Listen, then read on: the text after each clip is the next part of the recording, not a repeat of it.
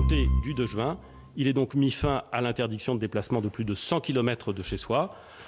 Je voudrais dire que la fin de cette interdiction ne doit pas signifier un relâchement dans la tension.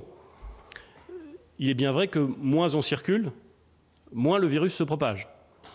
Aussi, j'en appelle à la responsabilité de chacun. Vous pouvez vous déplacer, vous pouvez aller en congé annuel, mais dans toute la mesure du possible, si vous pouvez différer un déplacement lointain, c'est probablement plus raisonnable.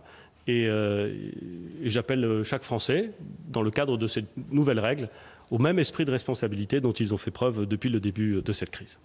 Aujourd'hui, le virus circule encore très activement dans certaines parties du monde.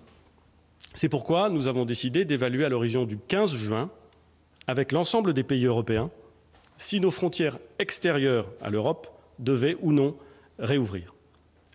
Pour quels ressortissants, de quel pays et avec quelle modalité de quatorzaine le cas échéant.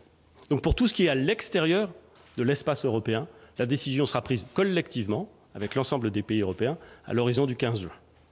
À l'intérieur de l'Europe, l'épidémie est en train de ralentir. C'est vrai en France, mais c'est vrai partout en Europe. C'est pourquoi la France sera favorable à une réouverture des frontières intérieures de l'Europe à compter du 15 juin, si la situation sanitaire le permet, bien entendu, sans quatorzaine pour les voyageurs en provenance de pays européens.